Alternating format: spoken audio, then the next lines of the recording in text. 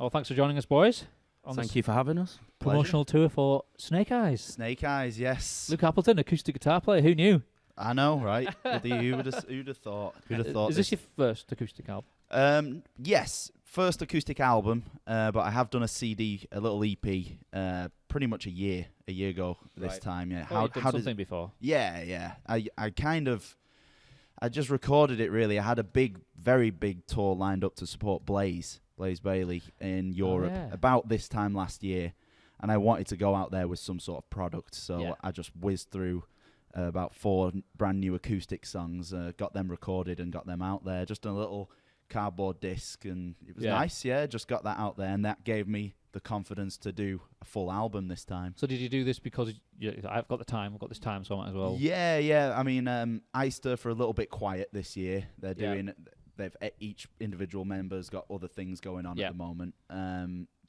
Chris is really busy with Blaze. Yeah. And then I thought, screw it. I need to do something. Let's do something. And I really enjoy acoustic music a lot. Yeah. I feel like I can express myself very well, lyrically, emotionally, pretty much everything. Vocally, yeah, I was impressed with vocals on it. Are you on the album at all? Yeah, I am. Yeah. Not vocally, but I've played on 2 songs. I thought so. Yeah.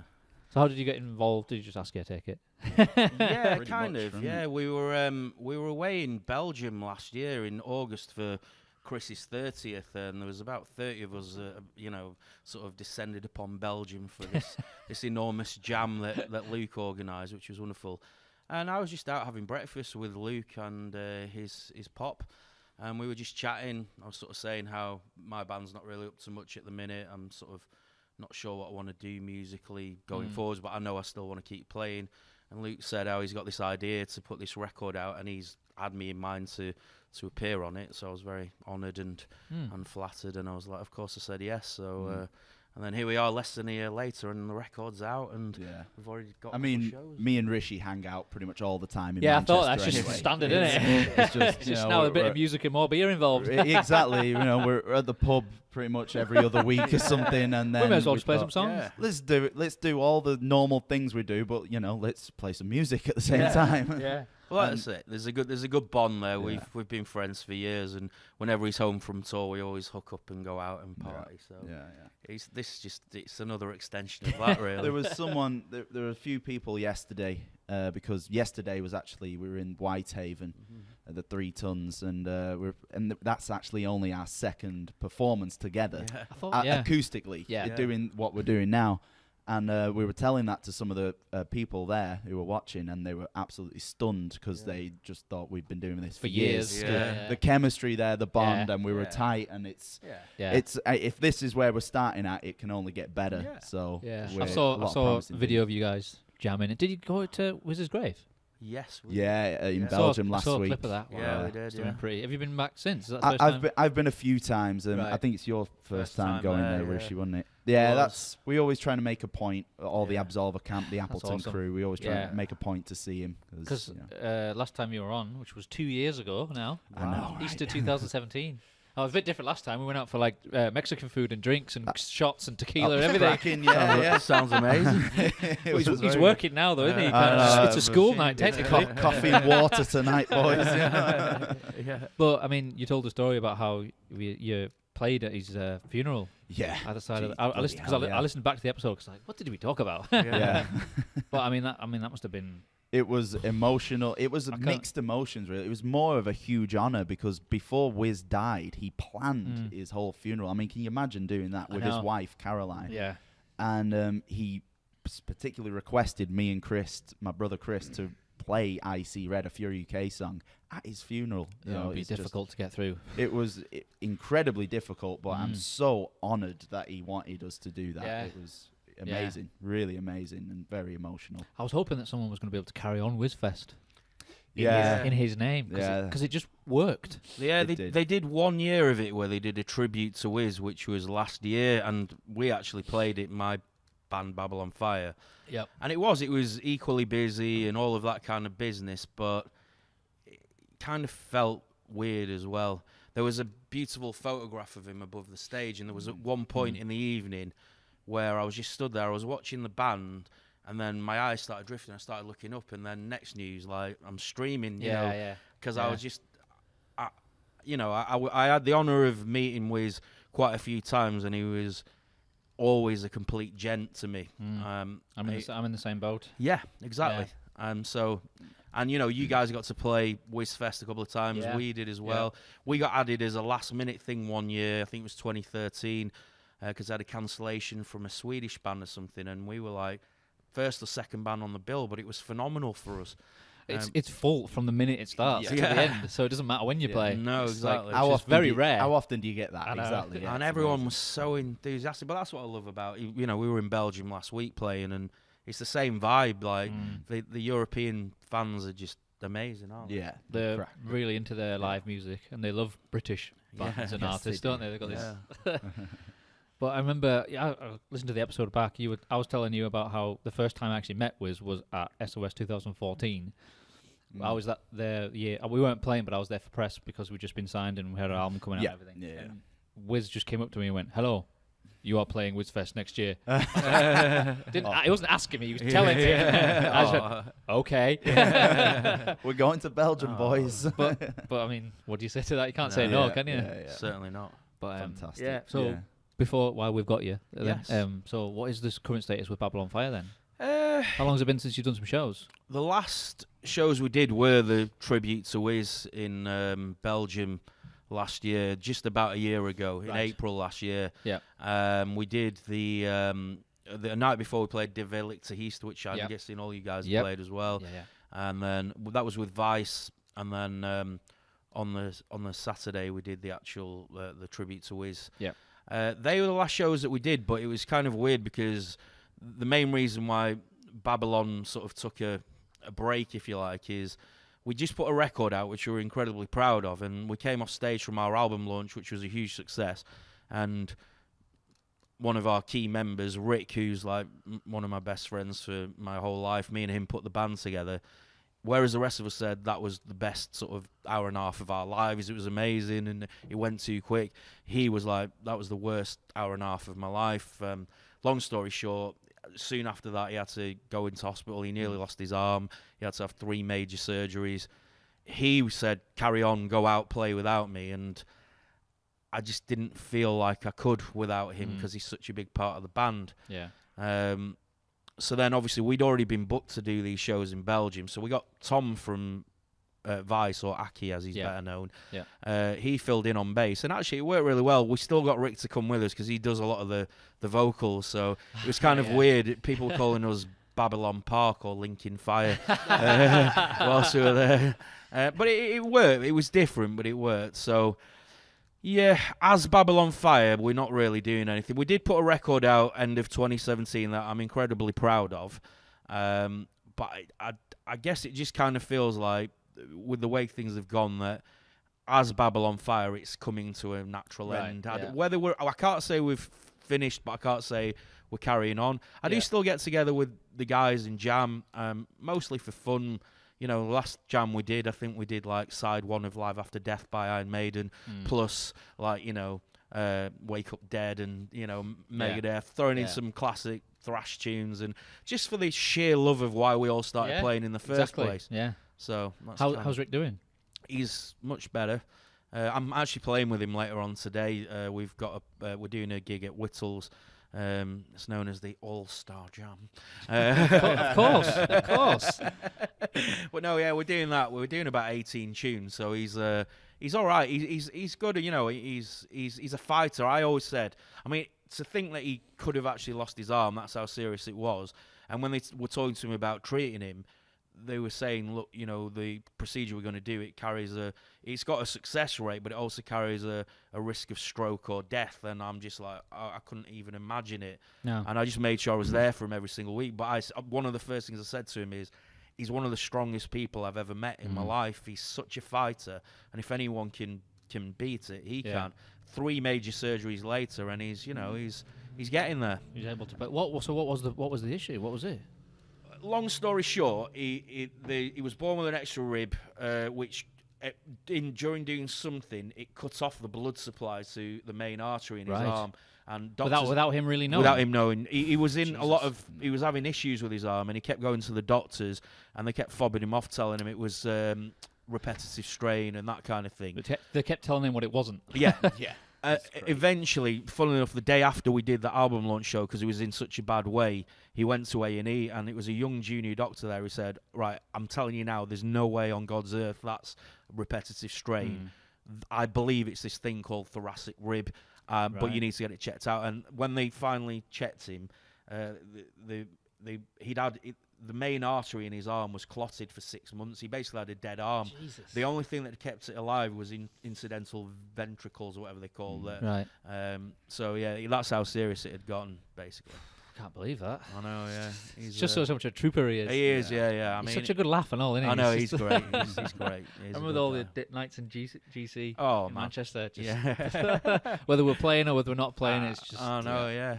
I miss that, the vibe of all that. Because is GC still as active as it used to be? It's still going. The Thursday nights still happen. Are you guys still involved at all? No, I don't say I haven't got time these days. Everything You're never there. took over. Yeah. The Appletons have left the town. when we are there, everyone knows about it. Yeah.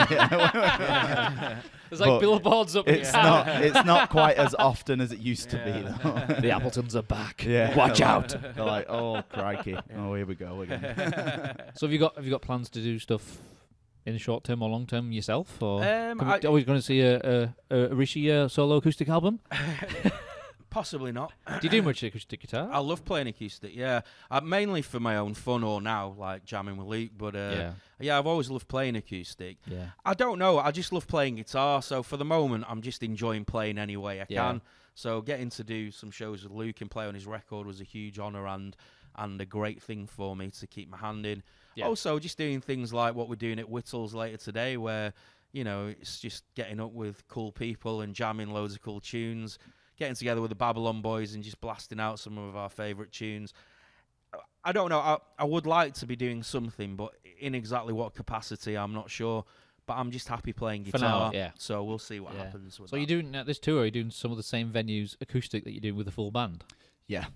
Must be completely different. There's a good portion of them. Like last week when we did Belgium, it was LP in Dainzer, which we played many, many times. There's Fure UK, Absolva. I hope they know it's acoustic. I hope a lot of people really like it. I mean, Sundays are kind of perfect for it. It's like start a little bit earlier, and last week it was a beautiful weekend. You know, the sun was blazing. I saw the pictures. Just great vibes, your product man. placement.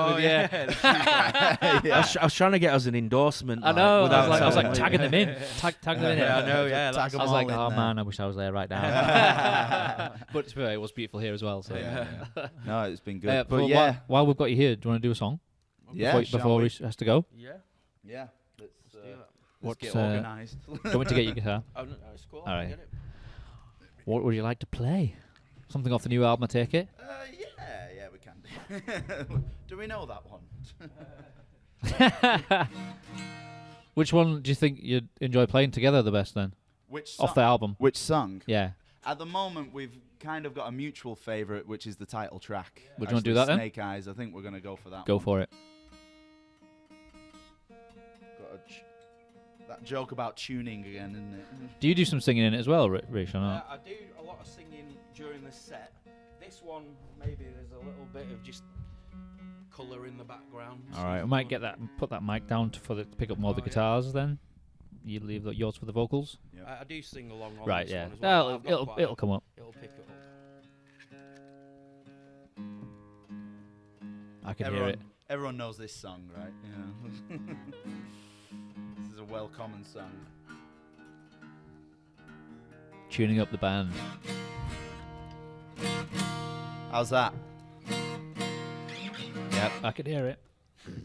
Can you hear it? I'm going to do it with one ear off, I think. Okay. It should turn out okay. It's always turned out okay in the past. Yeah, it's always come out fine. You boys had to say it, didn't you? I'm going to come in here and ruin everything for you. All right. You ready, man? Yeah.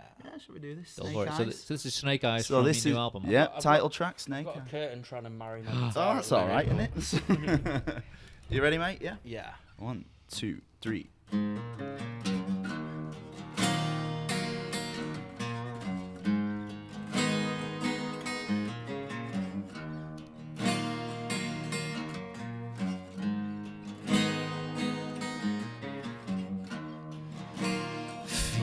so alone. Maybe another place,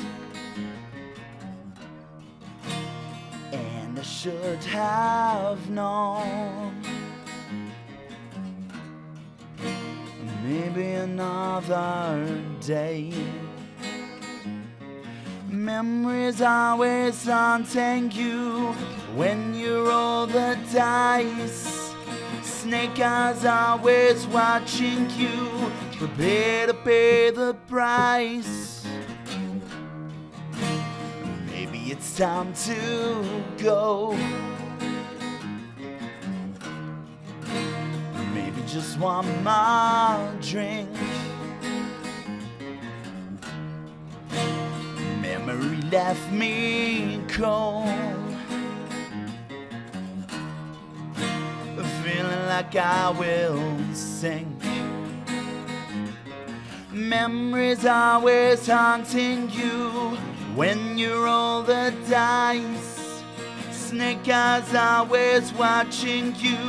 Prepare to pay the price. How do I shed my skin? Snake eyes haunting me. I wonder if I will win. Snake eyes haunting me. My skin, my skin. I wonder if I will win.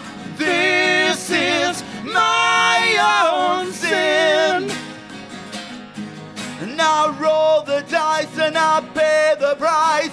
Snake eyes will foresee. Oh, my destiny.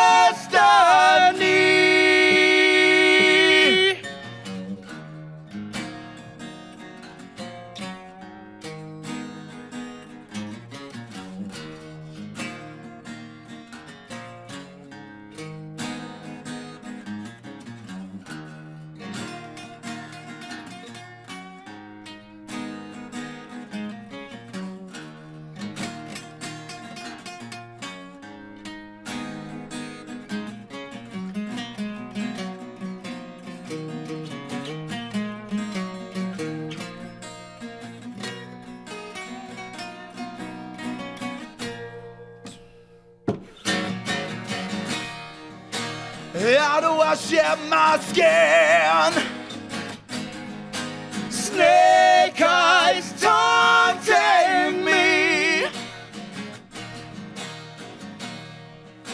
I wonder if I will win. Snake eyes haunting me. Snake eyes haunting me.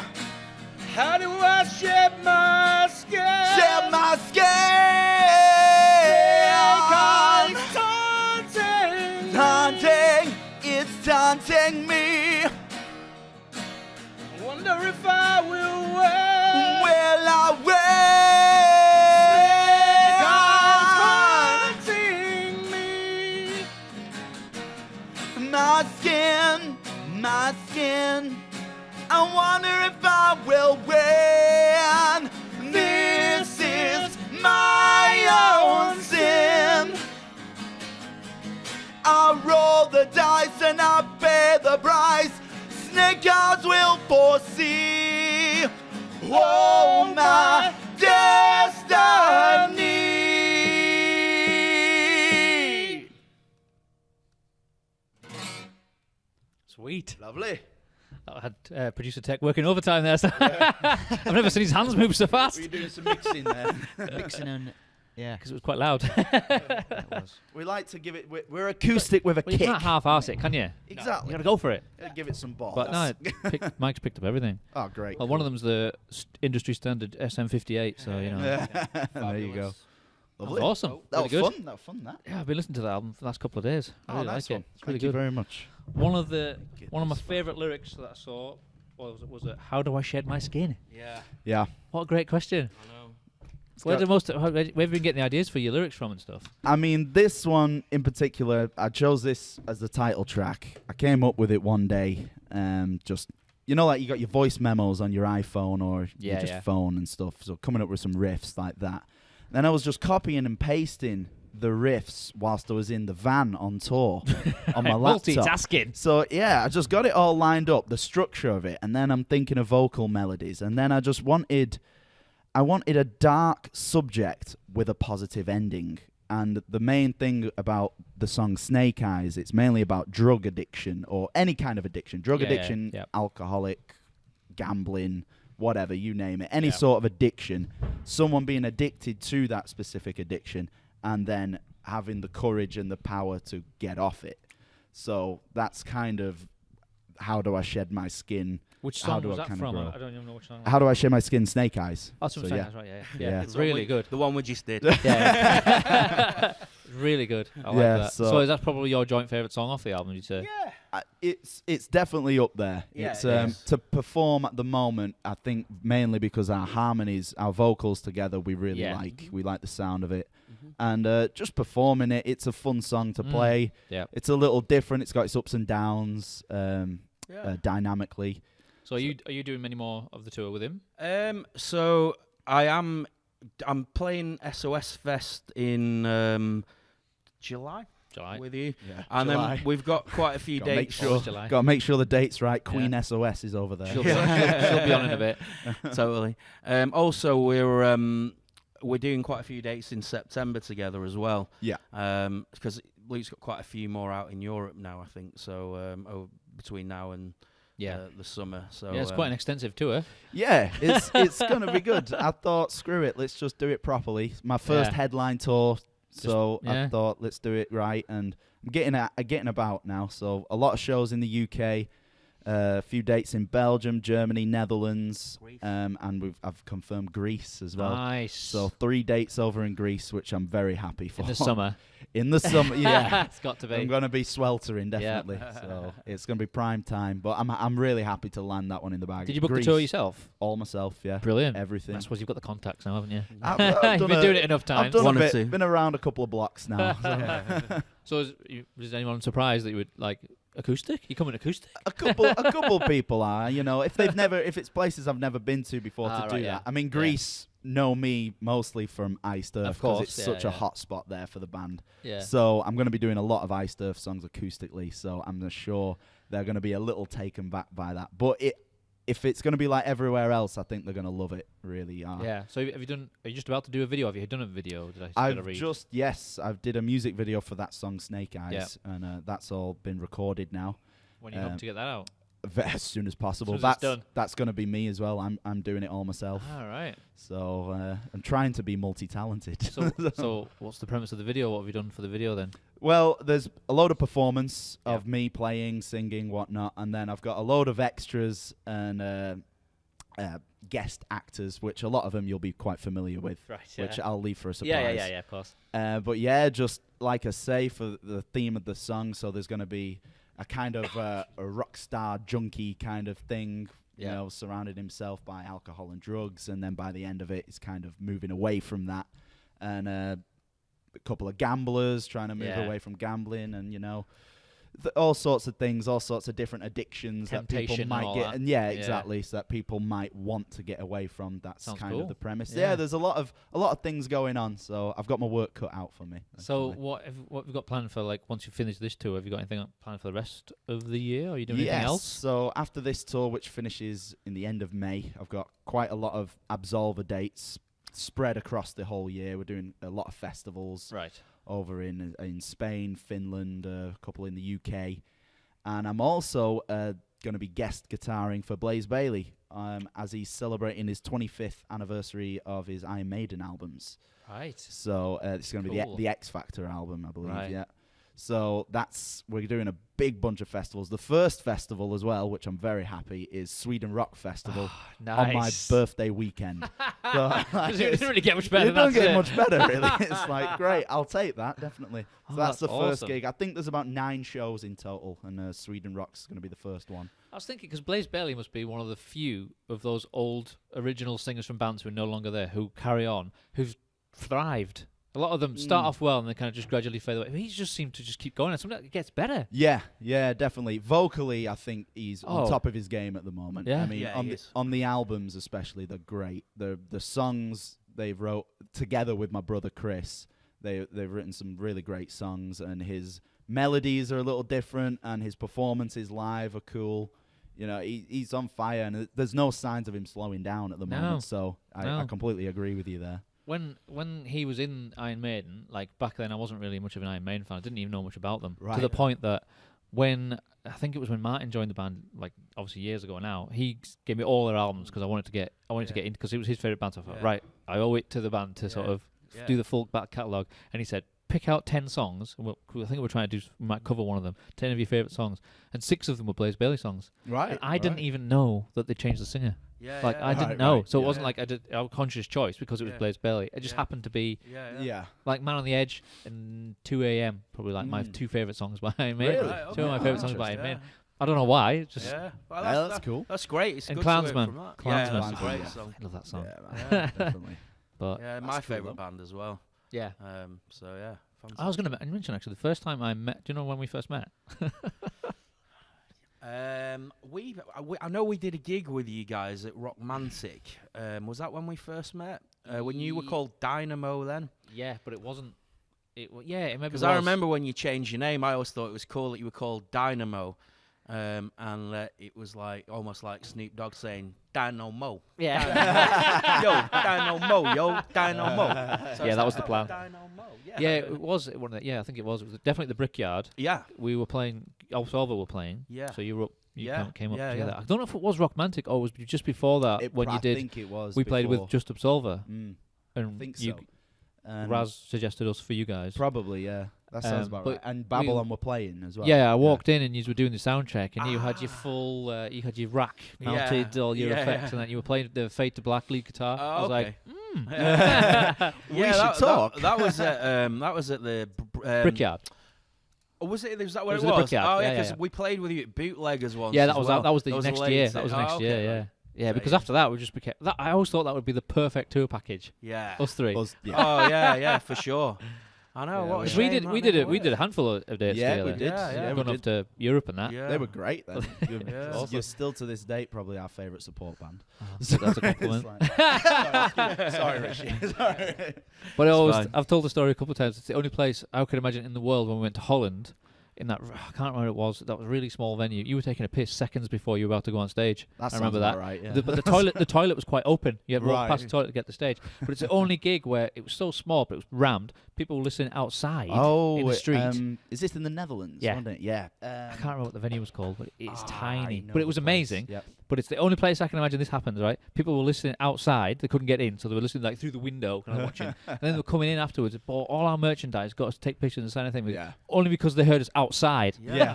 It's great, isn't it? Like, we heard you from outside. You were so good. We were like, we buy this. It's like, where would that happen ever else? I know, right? Yeah, true. Yeah. That was a cool play. I do remember that. We had like the backstage was like deep underground. With these little steep steps. Oh yeah, like, break your ankle. Yeah, but when you got down, it was just like stacks of beer. I know. Like, all right, boys. I was like, how many of these are ours? And you were like, all of them. I was like, okay. Because that was like our first time abroad. Yeah. With the band. Yeah. Was that the same weekend as Whizfest, or were you just out with us? No, that was before that. That was right. That was like in October of 14. Whizfest was in obviously March of 15. So bloody hell. It's just it all happened so fast. Once the album came out, it just went mental.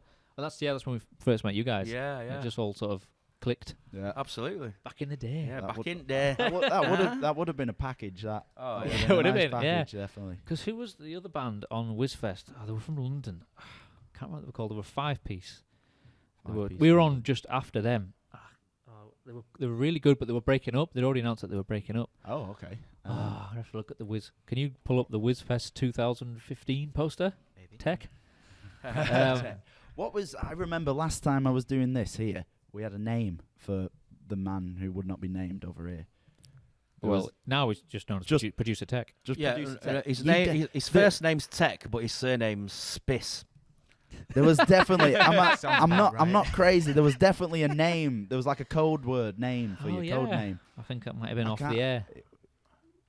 I can't. I remember. do. That does ring a bell. That does ring a bell. We found it. I was like, saying your name was like right on the tip of my tongue, and I'm like, nope. International. He works for NASA, so his identity can't be revealed. Oh yeah, there's a lot of bands here. So I'll just list them off. They were should be like around where we are, because they were like, I'm sure it was listed in the time What order. are you? 2015. I know we were there. Was it Triaxis? No. Eternal Breath. No. They're Belgium. Guilty as Charged. No. Belgium and They're Welsh. Belgium. We're going. No.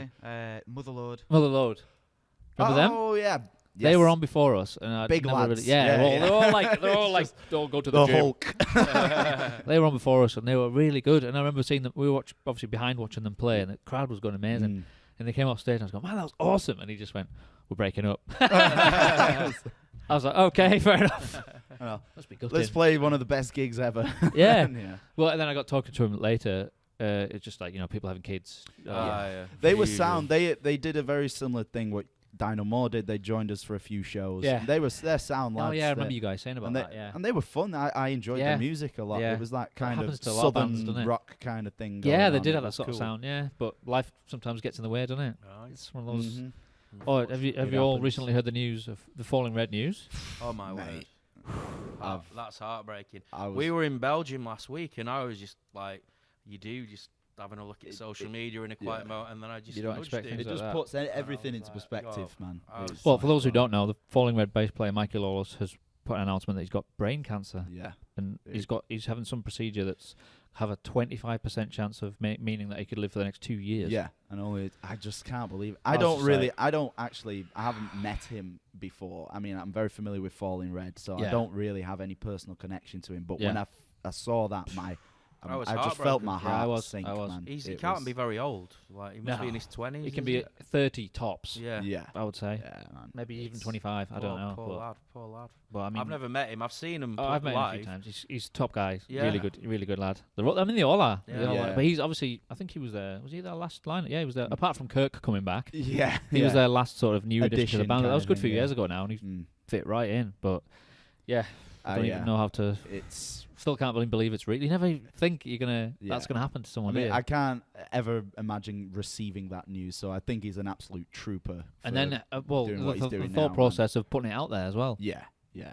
It's It's just just- crazy. But But no, I send all my best wishes to him. And if Yeah. I ever see him, I'm getting him the biggest, Yeah. best Jaeger bomb ever. yeah, You know. he did put out a thing saying, I'm still gonna live life to the fullest. Because Yeah. what else Why are you gonna wouldn't do? you? Absolutely. Why Exactly. wouldn't you? Yeah. Exactly. You know. It kind of puts things into perspective, It doesn't it? does. You're like, Yeah, man. other people like sort of pissing about, wondering should I do this, should I? Yeah. Just find something you love, just fucking go do and it. Yeah, right. Go and do it.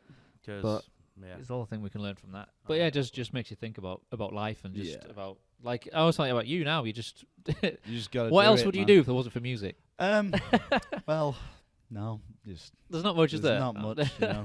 I think we're all in the same sort of boat. It's, It's like it's very, very little. Very, very little. I've not really got that many hobbies either. No. Apart from picking up my guitar. It's like, what I'm doing right now could be classed as my hobby. Right? So, yeah. Oh, well, acoustic guitar got me onto the thing that we've been talking about in the last couple of episodes about if there's a power cut and it's at night, there you what go. do you do? What do you? Yeah, Yeah, yeah, light yeah. a candle and then Yeah, play guitar. I was saying I'll rattle through a few thoughts, and it was like, oh, I need power for that. Oh, I know, no, I need Yeah. power for that. It's Yeah. like, have you got to go?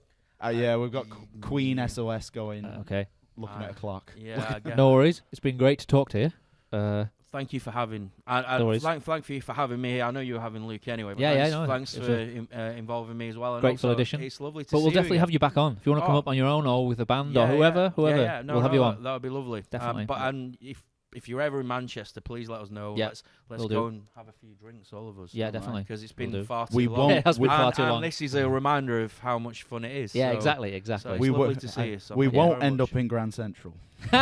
That's a lie. We won't only complete end lie. up in Grand Central. Actually, there's this really cool place we'll take you to that we found as Mm. well. It's like an American rock bar that's just Oh, open. Now you're They talking. do really good drinks and, well, we don't eat meat anymore, believe it or not. But Right. They do wings for like 20p if you're into that kind of thing.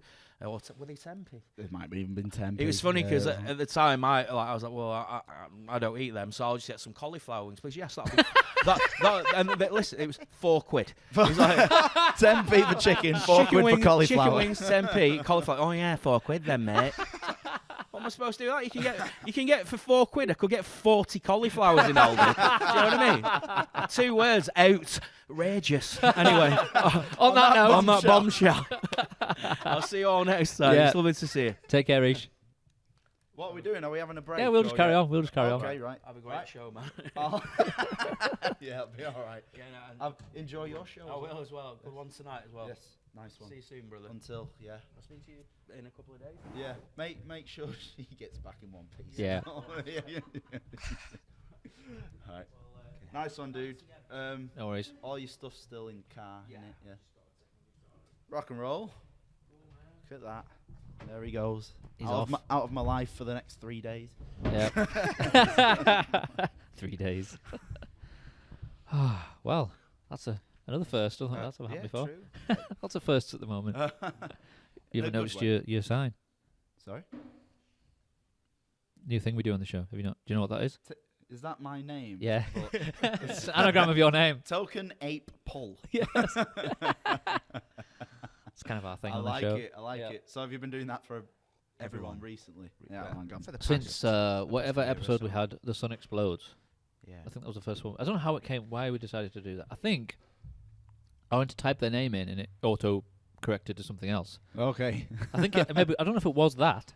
No, I think whatever it was, I typed it too fast and it came up with something completely different. And it was hilarious. And I remember thinking, we should do that. We should just like... Yeah. Why not? As an experiment, we thought we'll do it with them. We thought, well, they've got a good sense of humour. Yeah. Some of the stuff they do, so and then it just stuck. We just kind of done it after that.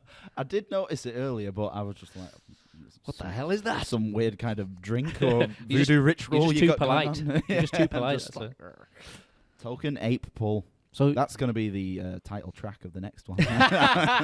There you go. So you don't eat meat anymore? Yeah, I've gone veggie. How has this come about?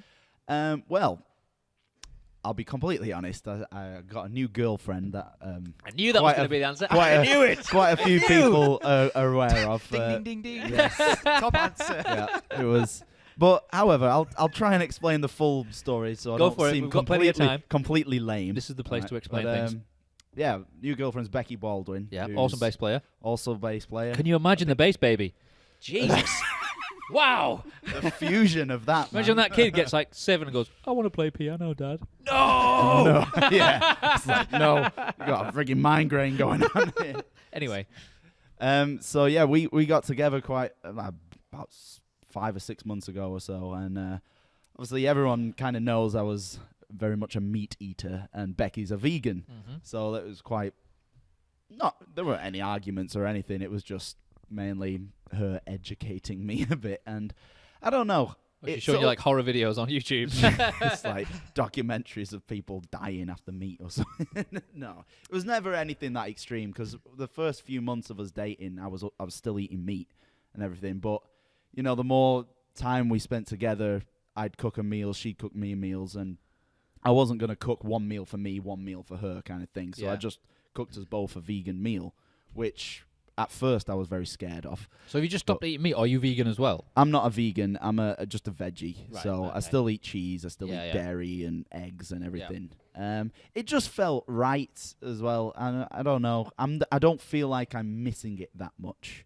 Because I still eat, there's all the veggie meats, the fake meats and everything. Must be like a bit healthier, especially on tour. Yeah, it is. Usually that's when your diet goes all over the tits up. Cause exactly. And certain places are only open at certain times, and you're just like, well... Exactly. I'm avoiding processed stuff. Well, I thought that can only be good. Yeah, exactly. So all the packets of, prepackaged meats and all that, so I don't touch any of that.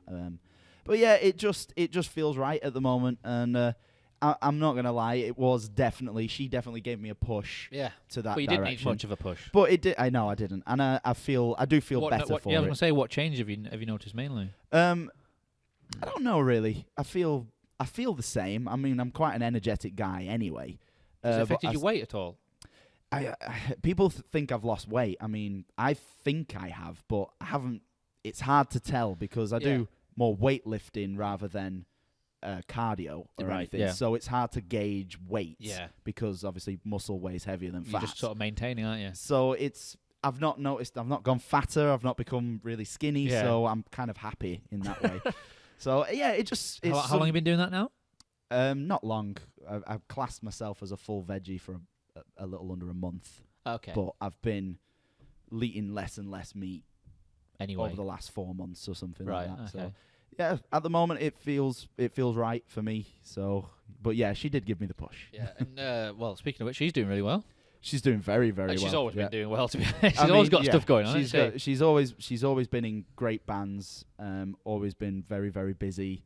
She does all sorts. She's got a rock school in Bristol. She's out. She did a gig with Hands Off Gretel, which seems to be her main band at the moment. I think so. Yeah. Doing very, very well. She's doing not so much with. Is it Dorja? She does Dorja, but it's difficult with them because they're all spread across out, the world. Yeah. One of them's in LA or something, isn't Yeah, it? exactly. Yeah, the singer. Yeah, so yeah. that makes it a lot, cost difficult and logistics. But they are planning things. They've got.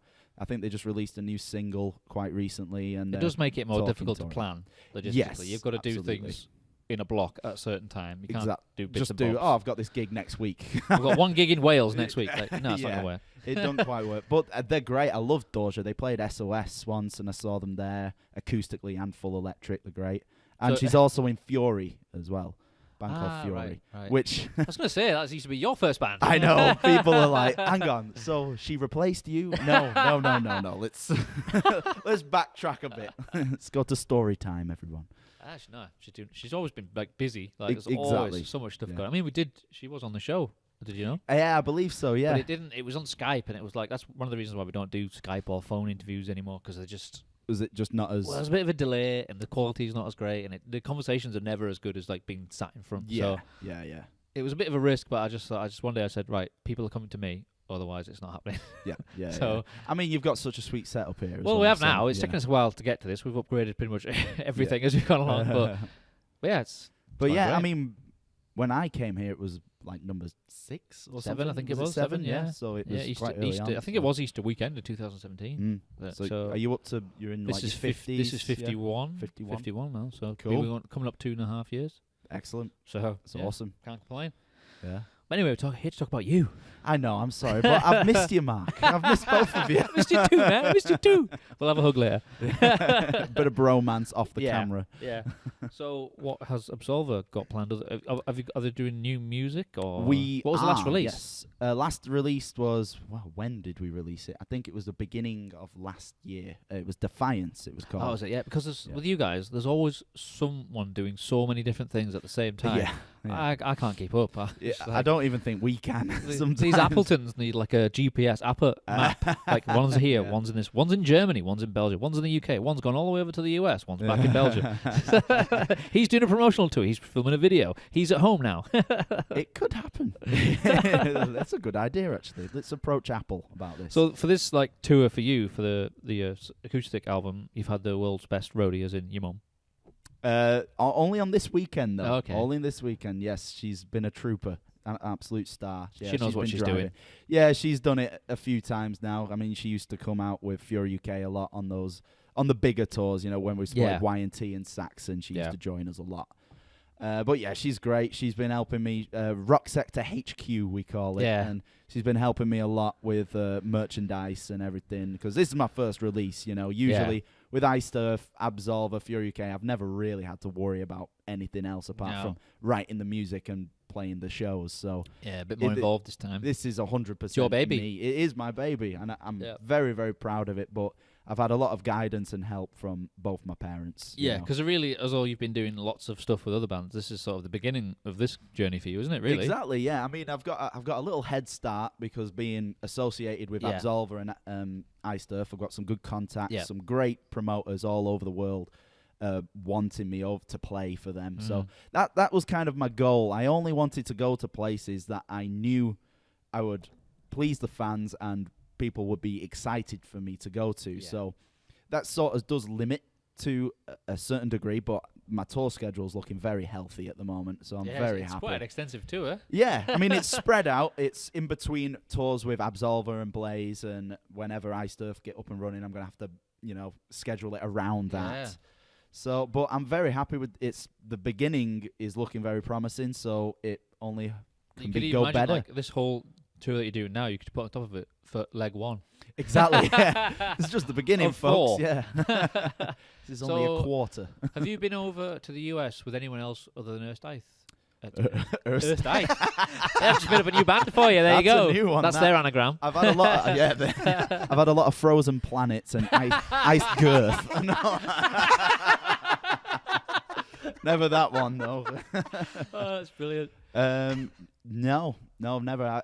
I went there as a kid for a little holiday, but only over there. My brother and me, he's been with dad, Blaze. They're over there now. Yeah, in fact, yeah. Is Absolva been out there? No. Are they planning to go out there? They did a cheeky little show without me in the States, though, which I was very upset about and jealous the day after, because obviously for anyone who doesn't know, the backing band for Blaze is 3/4 of Absolva. Yeah.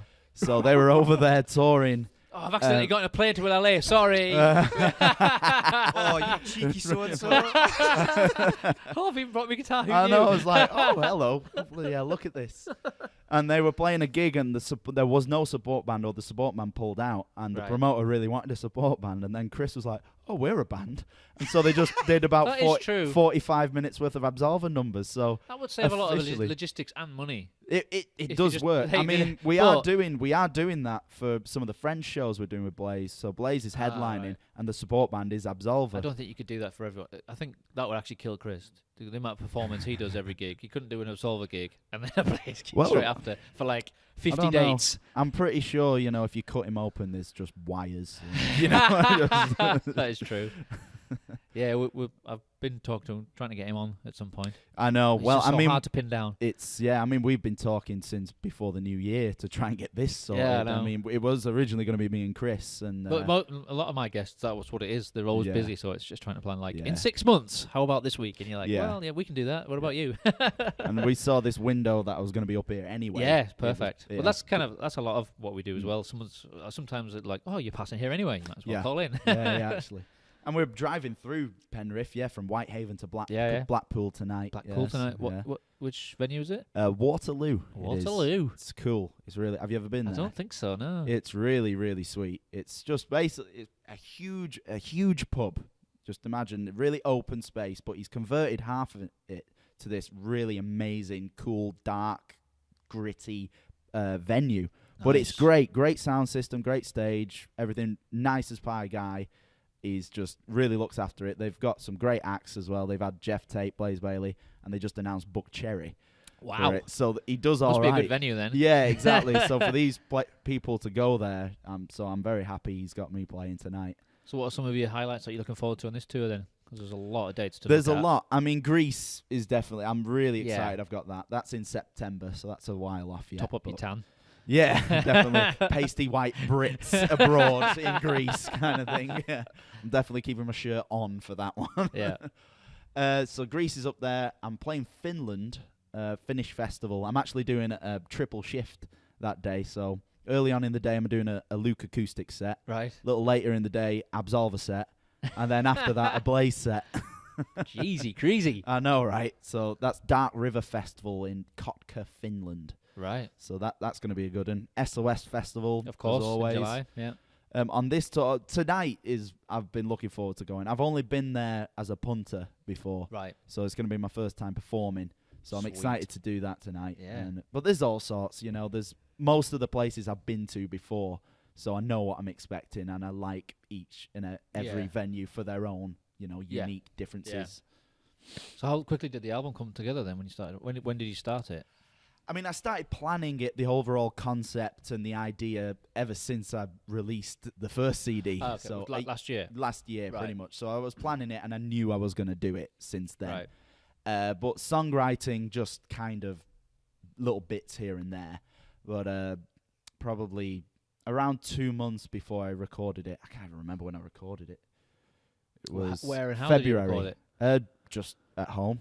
just at home. The production's really good on it. Yeah, it's mainly down to Chris, my brother. Again, he's. I mean, it's a lot. Obviously, it's a lot easier when you've just an acoustic guitar and you've got a bit of a what was the percussion on it? The drums. That's just digital stuff. Just Sounds programs. it doesn't need a lot, does it? Not at all. Not at all. It's Is there really some easy. like synths, strings in the background again, and stuff? just me programming it on a Really my good. computer. It sounds really good. I think so. You don't need anything too over the top for this sort of thing. It's just subtle little differences in each Plus, song. because you can't take that on tour with you, can you? So Not really. I mean, I am experimenting with something. I've got a new pedal. I've not used it live yet because I want to practice with it. But a little loop pedal and a little foot stomper kind of thing to produce that kick drum sound. Which I will that eventually does add a get. lot to it. It does, and it does really.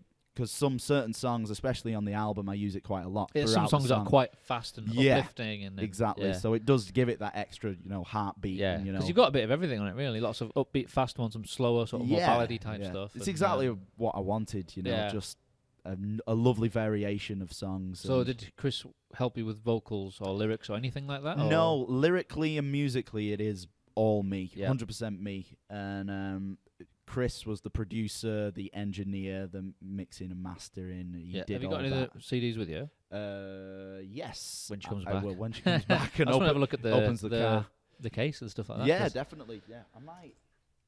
No, I don't. It's it's in the car. Yeah.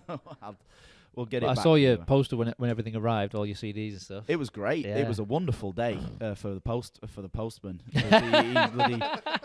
About a few hundred shirts arrived. I'm like, oh, that came quick. And then another knock on the door 20 minutes later. It's like, oh yeah, it is 1,000 CDs. I'm like, nice one, cheers, mate. Just the house covered in boxes and everything. Yeah. But so it was your great. pre-orders went well as well. Very well. Did you consider doing a Kickstarter campaign or anything like that? No. I wanted to do it all myself. I mean, I'm happy I didn't because of all the stuff that went down with like Pledge and everything like that. Yeah. So that was what was the stuff with topic. Pledge? I can't really remember what. I don't know the full story. I mean, I got a lot of Becky because her band did Pledge and they got something to do with the money side of it, was it? Yeah, they weren't really managing it properly, basically. Right, that was it. Yeah. They were taking on a load of bands and using the money for other things, I believe. Right. I mean, I can't tell the full story because I don't know the full story. Because I think is it Pledge or Kickstarter? Which is the one where if you don't hit your target, everyone gets the money back. That's either Pledge. Is or that Kickstarter. how it works? One of them. Okay. One of them is. All I know about Pledge was that you obviously they buy everything through Pledge. Everything's promoted on Pledge, which is good. This is the good side of Pledge. Was the good side of Pledge. Yeah, they had so many subscribers and so many followers, and it would get your music out there more. But I believe they took a percentage of whatever your target was. Yes. So it was like 15% or something like that. So that was their only kind of like, that's how they made their money. Yeah. But somehow along the way, behind the scenes, they've mismanaged their irregularities. money. And bands weren't getting the money. So they'd go way past their target and they wouldn't get their money. So it's shady, really. Because there's I always get them confused. But yeah, one of them, I think it might be Kickstarter, where if you don't hit your target, everyone gets the money back. Right. I think Pledge is if you've got a target of $5,000 and you only get 4, that's okay. It still helps you do whatever you were planning to do. Yeah.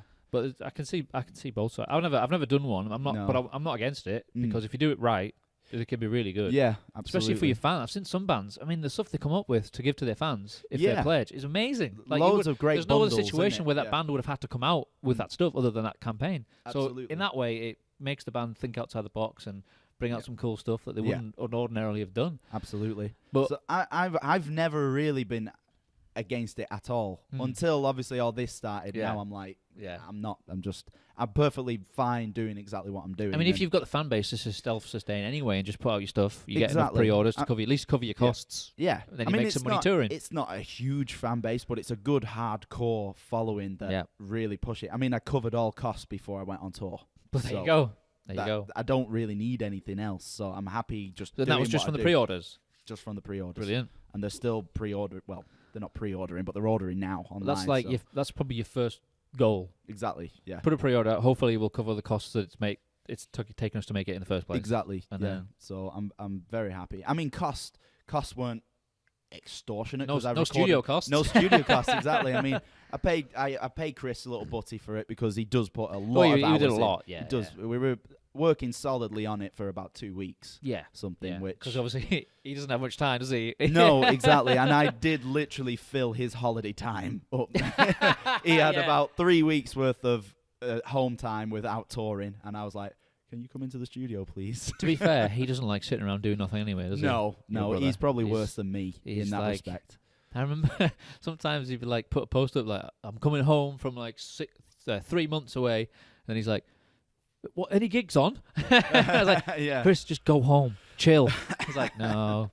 Make a brew and just chill out. I can't actually physically imagine him on the sofa with his feet up with a brew, just watching telly, just going like this. It happens very, very rarely. Compared to your average person, I bet he's done that less than pretty much anyone. It's just like you're always like probably right. music cogs turning in his head constant. Like I think right, he's a robot. Yeah, I think so. I mean, he does so much for Blaze, Absolva, and then whenever he does his acoustic stuff, because he's pretty much the full driving force for booking all these shows, and the Blaze shows. There's so many. Because was it more so used to be your dad, Mark? No, way back. I mean, Chris took it over about 4 or 5 years ago, and he really. Your dad's just the driver now. I mean, bloody hell, I can never say that. That was a joke. He does do a lot of the driving. He'd kill me if I said that. Do you drive? No. So neither brothers drive. Yeah. Useless. Abandoning it. It's just so they don't have to drive. That's the reason. I mean, I always loved the idea of driving. Just that little idea of freedom. Completely independence. It's great. I mean, I wanted to drive as soon as I turned 17, but I had plans. I was like, right, at this point, I'm going to go take my test, get some lessons, get a car, everything. Then Iced Earth ruined it. So you were really young then, weren't you? I was 17 when they offered me the job. I mean, we had this story last time we were here, but that was 2 years ago. We've got a lot of new listeners since then. But, I mean, how old are you now? I'm 24 now. So you've been at Iced Earth 7 years now? Yep, 7 years. You must have been just had your anniversary. Yeah, 7 pretty years, much. Yeah. Whenever we were on last time, it was just 5 years. 2 years ago. So. Yeah, it would have been. Yeah, so we're in April now. Yes, so we've just passed the 7-year mark. I think it was April 12th. And you haven't. There's been no more lineup changes at all, has there? Since I've been in the band. Yeah, I don't think so. No, there has been. There has been. On that last episode, Stu Block was in. He was in before you, though, wasn't he? Yeah, a year before me. And then you had another guitar player. Was that when bloody hell has he been in the band for 2 years? Okay, he must have been. Yeah, Jake. Yeah, was it? Yeah. I think he just joined since then. Then. So since the last time we did this, Incorruptible no was changes. Because you were here, and Incorruptible was out in a couple of months or a month's time, and you played us some of the tracks, and it was like, wow, that was awesome. Wow. So, okay, time does fly. Yeah, because he joined before that came up, but he wasn't involved in the recording of it, was he? No, he joined just too late. It was all finished, But I mean, he was recording on it, but he didn't write anything. So he did put solos down. Right. So he was involved in that. So he can, he was on it. Yeah. So what have Iced Earth done in the last 2 years since then? Well, I mean, when we released that, we toured a hell of a lot. What was the promotional tour for that like? Mate. Did you hit all the usual big corners and all? Yeah, definitely. We did a huge American tour. We were over there for about 6 or 7 weeks. Did Europe quite a lot. Yeah. The festivals were unbelievable. It was last year we did the festivals. Did Hellfest, Grass Pop, Sweden. I think it was the year of Sweden Rock as well. But just these mega festivals were just this ocean of people. Have you done Wacken? I've not done Wacken, man. No, Iced Earth must have done Wacken, surely. Iced Earth have done Wacken a few times. The gutting thing was we were confirmed for Wacken, I believe, back in, I think it was like 2013, maybe 14. But that was the year we had to cancel our festivals because the main man, John, he was going in for surgery. So, I mean, I completely understand it. It's like it had to happen, first, didn't it? Yeah. But there was just that little kid inside me. I was like, bugger. Yeah. Like frigging Wacken. That would have been great. That's a goal. That's one of the goals of mine to do. That was. So, yeah, because when that came out, was it like June 2017? I think it was. The album, May Incorruptible. God, I think it was. It was. You were here in April, and it was like a few weeks after that came out. So I can't remember the exact date. But I remember it did well. It got great reviews. It's such a great. I'm so proud of that album. Yeah. Totally proud of it. So what was your involvement for that album then? Did a couple tracks. Yeah. Did a couple songs. Yeah. He likes getting us involved for a few songs. Stu does a lot of lyrically. He did a lot on Dystopia. He did fair bit on Plagues of Babylon, and he did stuff on this as well. Yeah. Some great. They work so well together, Stu and John. Lyrically, they have a good sense of where they want a song to go lyrically, and they can contribute really well. I mean, at the end of the day, it's John's baby and everything, everything has to go through him. But there's very, very little that's kind of turned away. In a good way. I mean, he can be very firm, but we contribute good ideas. So, he'll never accept anything that's half-arse kind of thing. Yeah. But it's a really fun atmosphere. It's really great. I mean, for me, obviously, because I live in England and him over in Indianapolis, America, we just email each other riffs. Yeah. Yeah. And then it kind of works that way. Some people do that who live in the same town. Yeah, right. So it's just so easy. Here she is. She's back. Come and join us. Come and Queen join us. SOS. Have a seat. We knew you would. It's quite a step. Have you done long jump before? There we go. Just kind of crawl up it. You'll be that's right. fine. We need to invest in some steps, apparently. Evidently. There was some attachable steps somewhere. Yeah, we'll have to. There she is. We'll have to dig them out. Here she is. She's promoting the wonderful shirt as well. She is. There she is. Get her on screen. Get her on screen. Ta-da! There we go. Do you need these on as well? Yeah. Headphones and everything. Yeah. Get the headphones on. Here she is. Can you hear us all? Oh, yes. Yep. Hello. Pull the mic a bit closer to you. Hello. There we go. Is that There we okay? go. Yeah, fine. Oh, hey up. Welcome to the show. Hi, He was just telling us about his ins and outs of how Earth work recording wise. Yep. Oh, yeah. Have you had much talk recently about what they're going to do next? Well, at the moment, this year, he's got another project with the singer of Blind Guardian called Demons and Wizards. Oh, right, yeah. So they're very, very busy at the moment. They've just been in the studio and they're re-releasing their 2 first albums. Right. And they are touring quite heavily this summer, doing festivals. They're like right top of the bill as well. So they're doing Wacken, Hellfest, Grasspop, all the Barcelona Rock Fest, some really good ones. At Sweden Rock and all. So I'm hoping to see them then. Yep. And then shortly after that, they're touring the States. So they're very busy this year with that. Hence why I've got a bit more free time to do this, Absolva, Blaze. But at the moment, there's nothing set in stone for iSturf. So probably back end of the year, early next year. Exactly. Yeah. So songwriting sessions or something. Yeah, exactly. I mean, there's been a lot of talks. They're all kind of the set in stone plan is kind of up in the air at the moment. I need to have a FaceTime with John again, just to catch up a little bit. But the last news that we've been discussing was possibly re-recording one of the very, very early albums. With the new studio that we've got, which could be very, very promising because it would sound exactly like and probably better of the production as Incorruptible. Yeah, well, what a lot of bands are doing these days is remastering the whole back catalogue, and it seems to be the thing. Yeah, it's just because technology has advanced so much, which people have got mixed feelings about because they're like, let's not touch the old stuff, let's leave it in the past. But I think Megadeth ruined their back catalogue when they remastered it because Dave Mustaine, he got a certain set of parameters for like the first album, and then he just applied the same parameters to every album. Right. It took all the character away and the uniqueness of each album. Yeah. And I was like, I can't even. And they've taken the original ones off Spotify, so you can only listen. Really? So if I want to listen to Megadeth, I've got like the originals on my phone, like from the CD, ripped. I mean, who does that these days? Rip a CD. So I can't listen to the Spotify version because you've ruined it. Yeah.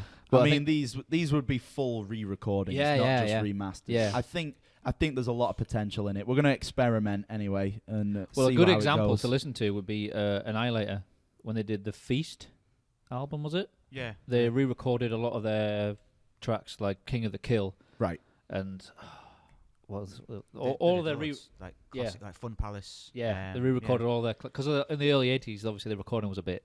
It was all right, but it wasn't. Okay. And I thought that was one example that really worked. Okay. Like those songs sound really meaty and modern and fresh. Cool. So if you want to check those out, I think this is the kind of vibe we're going for. Yeah, just to get it up to date, and a lot of newer iSturf fans. I mean, how long they've been going? They've got a whole new generation of fans now, as opposed to when they first started. I think it's like 89. You'll get like grandparents bringing their grandkids. Yeah, exactly. They're in the same sort of age bracket as like Metallica and Iron Maiden and those bands. I'll never forget. I mean, one of my first tours I can remember, and there was this really young lad. He must have been about 9 or 10 or something. Young little skinny blonde kid he was, and I remember him to this day. And the last year's American tour, he came to the gig again, but he was like a 15-year-old lad or something, and I was like, this is cool. Now I'm starting to see that. I mean, I know it's only like 7 years. You've been in 7 years now. But you've been in. I know. Yeah, it's just really nice to see that transition in people's lives, and they're still coming to the shows. And it was the same two people, his father and son, and they came to the gig, and I remembered them, and it was just really sweet. It's a sign of how good the music is, like how much it means to the people that they sort of pass that on to their son, and then their son passes it. Yeah. You usually do that with like diamonds or something, but no, it's really with music. It's just like, but the Really longer works. you go, if you're good and you keep at it, that's going to happen, isn't it? Absolutely, yeah. So I mean, it's you're a lucky. nice feeling. You're lucky to be able to sort of experience that, because a lot of people get that. That longevity. Yeah, absolutely. It's. I think Absolva will. They'll never stop, because Chris will never stop. He's like, we were saying before, Chris is a robot. We don't think he's human. If you cut him open, it's just wires. Made it a factory, really, wasn't it? Because on your Terminator. on the first time you were on here, you were telling us a story about how you were on tour. I can't remember where it was. It might have been when he first went over. He went over with America with Blaze a couple of years ago. But he was booking gigs for Absolva afterwards, and he was like, "This typifies Chris." He was like, "Well, we had a 9-day gap, so I've booked 9 more gigs." It was great. I remember this now. 9 dates in Greece. It was. Let's just finish this and fly over to Greece. It's just like we were saying to him before. I can't imagine him at home just sitting around doing nothing. No, he's not. No, he always has to be like thinking the next thing. Yeah. There's always some sort of cog turning about. He's not. He's very like motivated, isn't he? He loves it. I mean, he loves just playing his guitar. That's his main driving. As long as he's on stage for as long as possible, because he likes doing extensive set lists as well. You know? I know. It's like 90 minutes is kind of the minimum. Standard, isn't it? Yeah, it's just like standard. 2 hours, 2 hours 10. You know, and he's properly going for it. The sweat's flying off. Absolutely. You know, just anywhere. We've played freaking everywhere. Have you any idea how many shows Absolva have done? In total, no idea. Have you, Lynn? But collectively, we did count up between acoustically, Absolva and Blaze. It was like 350 shows. That was last year. Just in 1 year. Just in 1 year. And it's like, and a lot of those shows we did together as well. So it's just mental. So collectively, between iSturf, Absolva, Blaze, and a couple acoustic gigs here, it was just like, that's the year filled up. And it just continues to go. Yeah. I mean, like you look at the tour Luke's tour dates for this, just an acoustic tour. It's like, it's impressive. It's kept me out of trouble, kind of. Maybe kept me in trouble. So do you have to, because you're using your voice more now, do you have to be a bit more careful about drinking and talking too much? Yeah, definitely. I mean, talking. I mean, look what I'm doing now. Yeah, but you need to stop talking. We'll talk about SOS in a minute. Yeah. For me, it was always on tour in the van. It was always really loud. Yeah. So conversations were always. I had to shout so a bit more. I just had to stay out of conversations, because by the time I'd get there, I'd be like, I can really feel my vocal cords, and I've not been really doing anything, but I have. So I mean, with like Absolva and iSturf, I did a lot of backing vocals, but I wasn't too afraid to have a few beers afterwards. But now, like last night, I just capped myself off at 2 and just water. Constantly. Water. Sleep and water is like two of your main things. Yeah. And, it's just because I did that tour with Blaze, and we did about 40 shows in the space of 6 weeks or something. So it was like about 7 shows on the bounce, and I was only playing half an hour set. But there was a long weekend where I just completely lost my voice. Yeah, and that's always the worry, isn't it? With me, and it's only me and an acoustic guitar. Yeah, you cannot afford for that to happen. You can't really afford for it to happen. So anything to avoid that, I just do. You know, so a lot of honey and tea and anti-inflammatories and water. Just because alcohol can get you. Yeah, it really especially can. if you've just 1 or 2 too many, and that's it just screws you. So next day you're like, God damn it. Yeah, the day before a day off, I just went to town. Just went crazy. Best thing to do. Like, talk to nobody. Like a sign saying, I cannot talk. I was just a little old man in a corner of the room, just like go in disguise, hoodie up. Yeah. Well, while we've got you here, Lynn, we might as well talk about SOS. Yep. So this year's SOS is what weekend is it? The dates? It's the 12th, 13th, and 14th of July. And this is the 11th? 12th. 12th year. Yeah. Bloody hell. 12. So who are your 3 headliners? We've got the Choir Boys this year on the Friday. We've got a Joker's Rage on the Saturday. They're coming back. Through popular demand, they're coming back because they're great live, as you know. And Sunday we've got the Australian band Massive. Oh, yes. They're good, heavy fueled rock band. They're coming over. Yeah.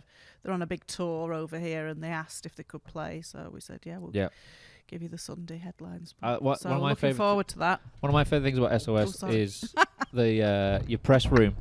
I like the press room. Oh, yeah. I think that's a good idea. Because sometimes when you play somewhere where they've got for the press isn't always ideal. Yes. Or it's a bit last minute makeshift. Whereas yours is, it's a press room. That's what it's for. Just go. Basically, just go around. Just go around. Yeah. Just do your circuit. It's grown as well over the years. It's quite a lot more press there. I actually found it, because when I first went, I hadn't done too much of that. It's really good for because you do a lot one after the other. You kind of get used to asking similar questions. Yeah. You actually end up coming up with good answers by the end of it. Your first few are a bit like, that was all right. By the end of it, you're like, well. Can we redo all this? Yeah. We try. Pull up a chair. We try and look after the bands as well as we can. Yeah. We try and give them as much help as we can. Coverage and everything. Coverage and. We give them as much information. They're all fed and watered. They all get merch space as well. So they're all beer and food tokens. Yes, beer and food vouchers. Yeah. It's like a currency in there. Have you got any? Yeah. Well, we're going now. We can't stay. You come buy these. We have a lot of press attend, so it's good. Yeah. It's good for the bands, good coverage for them. And there's a lot of people from abroad come as well. Loads of you get invaded punters. by Belgium. Well, Belgium. This year we've got Americans coming as well, Canadians, Switzerland. We've spread the word about us, even though we're only a little small independent festival. How are you finding the new venue then? I think it's better than the old one, isn't it? Taking a while to sort of get used to it. I think so. Yeah, the first year, we were crossing bridges we'd never crossed before, kind of thing. There was it's not on ground level. There isn't that little garden outside. I did used to love that. Outside yes, yeah. I mean, for an atmosphere point of view, it was great, but it kind of, you had a lot of more people outside sometimes. Well, there was that, especially when it was nice and the weather was beautiful. A lot of people outside. There's just a little advantages with the room. The bar's in the same room as the stage. Yeah. Just there's a few things. The dressing rooms are bigger. There's more access. The loadings. That's true. Yeah. It's we've got a real tight ship now. We've got a lot of really great volunteers helping us out, and the sound guys and everything who are running the main stage and the acoustic stage do really, really well. You pretty much had the same team for a good few years now, haven't you? Yeah, we have a lot of volunteers help us, same lot, and they also give input to who they want to see, and we've got a regular amount of people that come every year as well, regulars who always give us input. Is the venue capacity similar? It's pretty much the same. What is the maximum you could probably have? I think it's 500. Isn't it? Perfect. Which is that's what WizFest is, isn't it? Yeah, exactly. Yeah. I think that's just the right amount. Yeah, that's just right. Yeah, I think so. I mean, the hall. I mean, if you really, it's a big hall. It is. You could fit a lot more people in, but so you've obviously got your merch for fire exits and merch and the sound and then bands and everything. So plus your acoustic stage and all that. Exactly. I like the way that works. That acoustic thing is great. Yeah. To fill while the changeover, but it's not just a filler because you have some really great people play. We do. Songs. Yeah, we have some great people. Sometimes on the you get people stage. playing who you didn't expect to be doing acoustic. You're like, I didn't even thought about them doing acoustic. This would be interesting. Yeah. I think that's like the first time I saw you play and Chris play, probably back in the day. Right. We thought, there's one slot left, and we were both there, and we're like, let's do this. Yeah, why not? And sometimes you get bands collaborating. That's right. Yeah, I love stuff like that. We're 3 days now. I mean, we started 12 years ago, and we were just one stage, one day. We just had an eclectic amount of bands on, but now we seem to have grown and grown and grown, and now we're 3 days over. So when you started, what was the idea? Where did it come from? What was the whole aim of it? It was just a random sort of thing. There wasn't many festivals going on then. You know. Since then, everybody seems to have sprung up with an idea or a festival, but in those days there wasn't many festivals for underground bands. So it was sort of a collaboration of ideas with Rocksector, myself and Marc. We all said, why don't we put on an all-day? And it worked straight away. It was just so well received by local people and local radio, and at the time rock radio had just produced, that just came out, formed rock radio in Manchester, and they were on board with it. They came along. Paul Anthony was there. He's now gone to Planet Rock, right? And it was just a really good buzz, a good vibe about it all. Yeah. So we got a lot of coverage, a lot of coverage in the local papers, radio, lots of other outlets, seemed to latch onto it and board. Everybody seemed to get on board with it and really had a good fun day with it. Where did the name come from? Or was there many names that you struggled to choose? Well, it was my idea. It's school's out for summer, really. So I didn't know that. Yeah, not many people do. No. Should have that little words underneath the yes. letters. Yeah, well, we did. The first one did. The first one did. Yeah. It's irrelevant now. It's just it's its own thing now, isn't it? Yes. Yeah, it is its own thing. Yeah. But in a way, it was an SOS cry because people needed that kind of festival. Yeah. So it kind of works in that way as well. But it's just taken on a life of its own, isn't it? Luke actually played the first one, didn't you? Yeah. With his when you were about 10? Pretty much, it was my.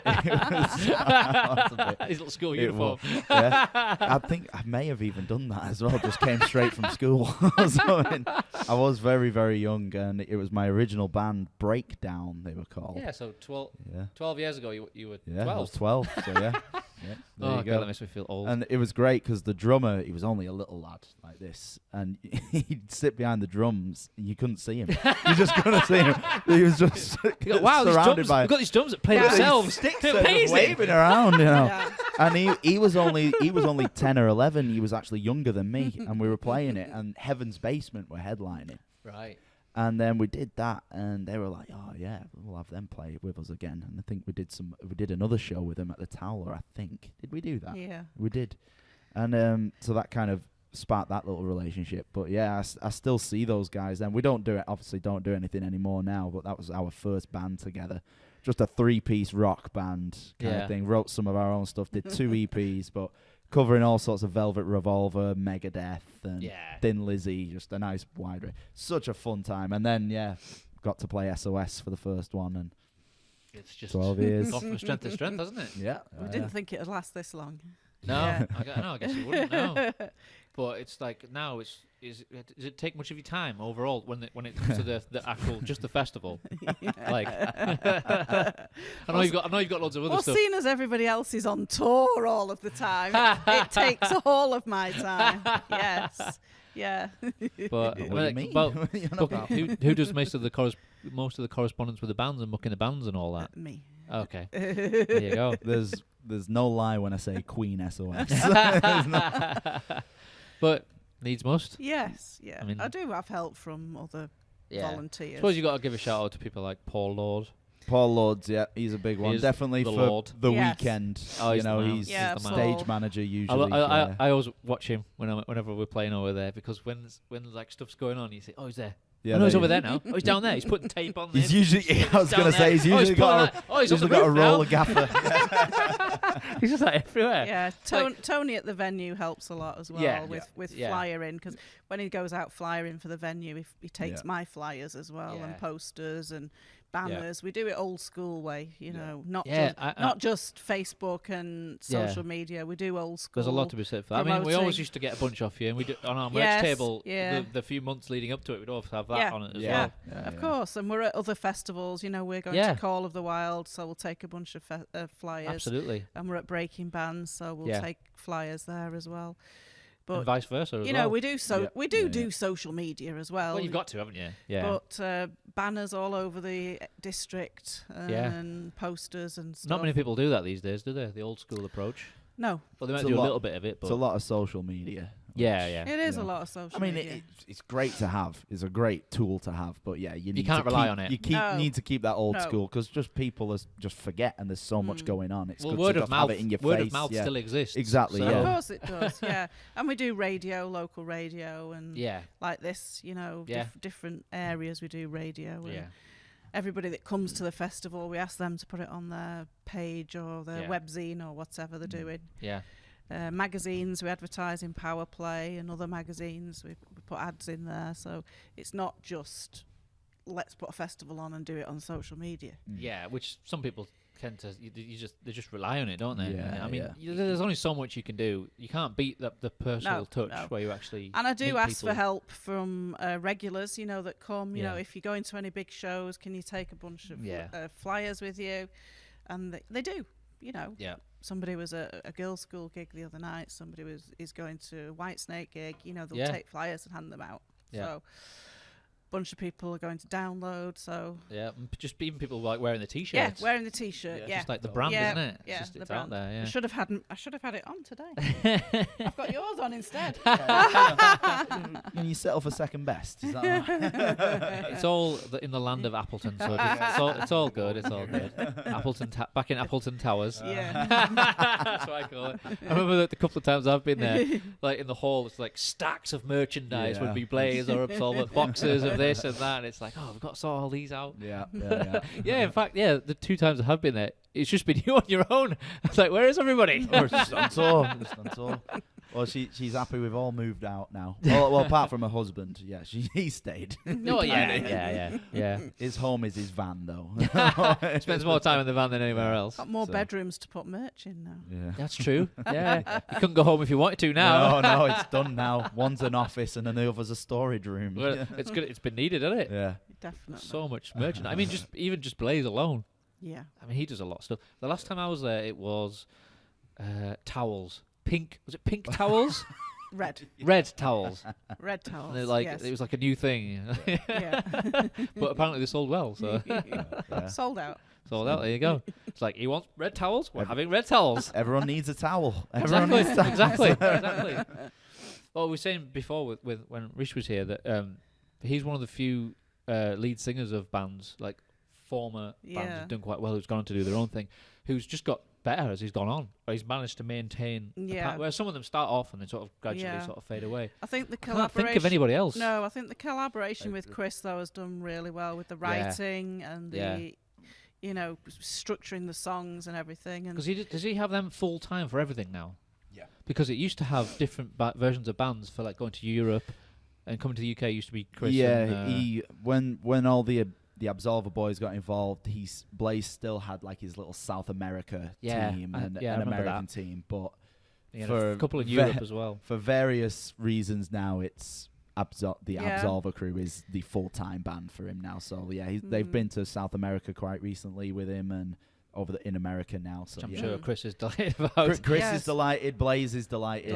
It's a good teamwork. It's only natural to pick your best people who it works best with. Exactly. Why would you not? And it's good because you've got a nice flow. You know each other. You've got good chemistry. You're familiar. You're rehearsed.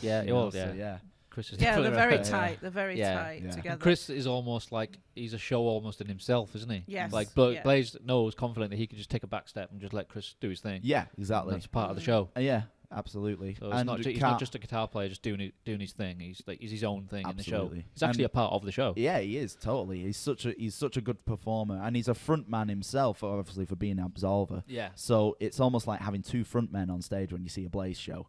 And Carl has really put in the work and all. He's really come on. He's been in the band a few years now, He's been in Absolva. Well, yeah, his first gigs were Blaze, I think. Might have been. Or Absolva. But whatever it was, he got thrown at the deep end, that's for sure. He was, it was straight in, way at the deep end. He came from an Iron Maiden tribute band, didn't he? Maiden trib. And this is how he got to know us. He saw Blaze was advertising for a new bassist.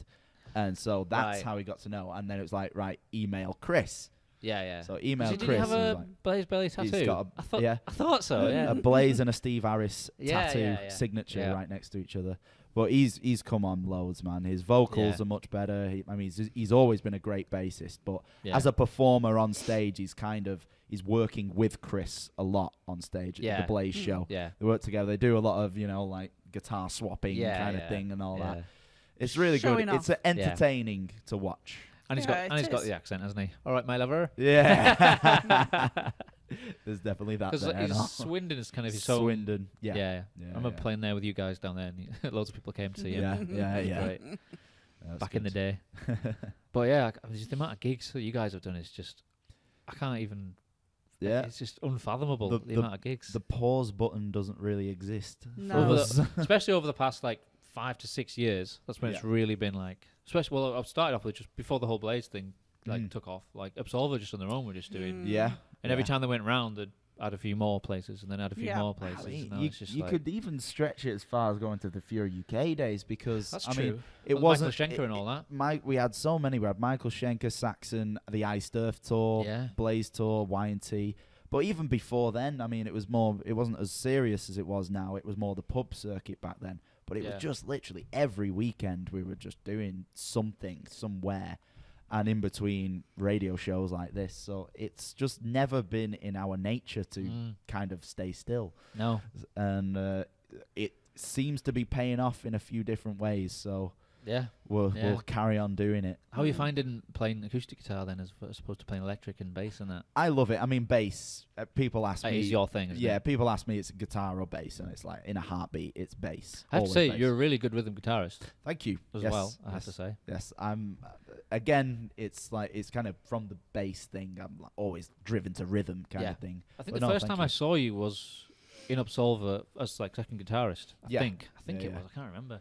But I remember because so the first time I saw Absolva was like with two guitar players. Yeah, right. So that was your kind of introduction. Yeah, to and then to go back to a 3-piece, like, this is interesting. But really, I suppose they are most of the time. Yeah, they have just had one guitar player. Yeah. I mean, my biggest influences guitar-wise is actually John Schaefer of Iced Earth, James Hetfield. You know, so two of the best rhythm players out there, in my opinion. What about bass influences?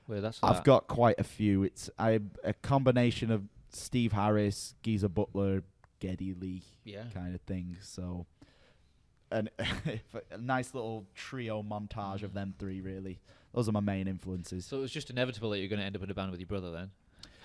Pretty much, yeah. So Absolva. I mean, obviously, I joined Fury UK. We were together then. Yeah. Iced Earth poached me, so I was away for quite a bit. I mean, then Absolva was formed, and then he was like, "Oh, just come back." Even when you were like 19, you still looked 12. So yeah. I remember the time when you shaved once. You were like, I'm not shaving again. Yeah, I think I was here actually. Yeah, I think so. Yeah, it was just growing back then. I think when you were here. It's not happening again. And now it's not good for the passport photo. No, yeah, that's it. Yeah. I think you were telling us. Have you been to Russia recently? It was a few years ago, but yeah, I did go. Did you have a debacle with the passports or something, or some paperwork thing? I remember you saying?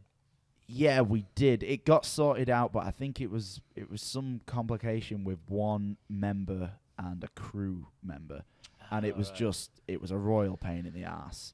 And it was weird as well, because when I got my visa, it's in my passport right now. They don't even give you a photo, so it's just blank. There's like a space there for a photo, and I'm like, shouldn't like my face be there or something? You know, I know this is my ID. You know, it's like this is my pass. All right.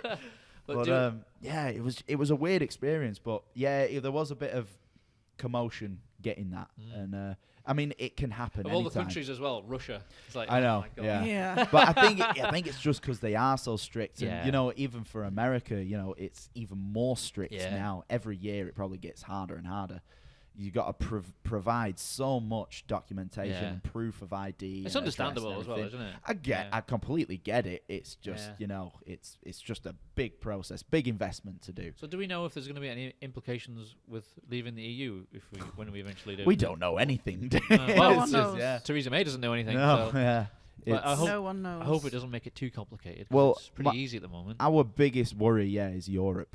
Yeah. If we need anything for Europe. Because they might just say, right, we hate the UK now, we're going to make it really difficult. Yeah, nobody knows yet. Yeah. It's kind of embarrassing, really, isn't it? It's it could end up being embarrassing anyway. A lot of people think we're the kind of laughing stock at the moment. Well, we are, really. Isn't it? So we're embarrassed ourselves. Yeah, it's like...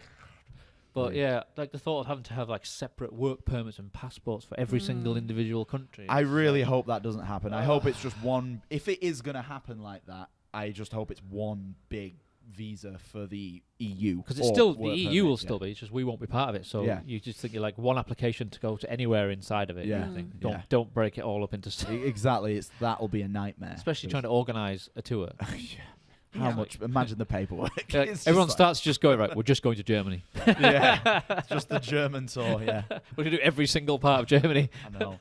I mean, it'd be very upsetting because my second home's Belgium at the moment. Yeah. And I've got so many friends over there, and to think that someone could say, right, actually, this whole thing's going to change, and who knows what flight costs are going to be like, and just so many factors that I don't think people originally thought about. And for people coming here, like people coming to SOS, you hope it doesn't complicate, and put people off, and it's quite a bit of a grey area at the moment.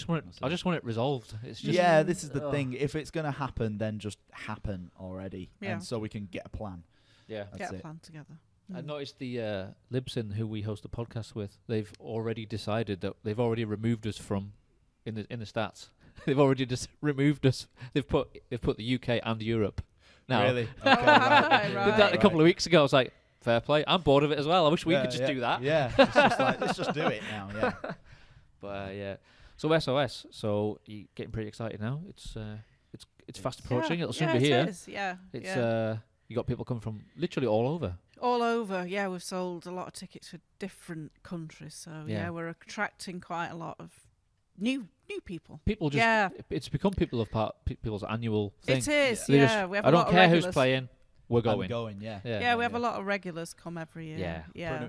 As soon as the festival's over, one year, that week is just most of those people who were there just buy the next year's tickets before we've even announced. I remember you guys invited me in 2014 because we just signed with Rocksector and we had the album coming out and everything just to do press, even though we weren't playing. Yeah. But I remember when I got there, you already had a poster for next year with like a handful of bands. That was it, yeah.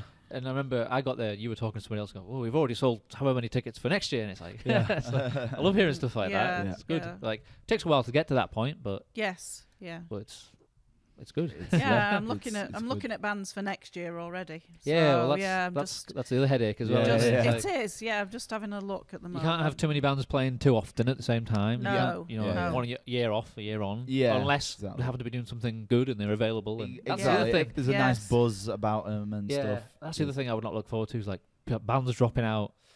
Now I've got to find a replay. Now we've just done the posters and this band's dropped out. I bet that happens.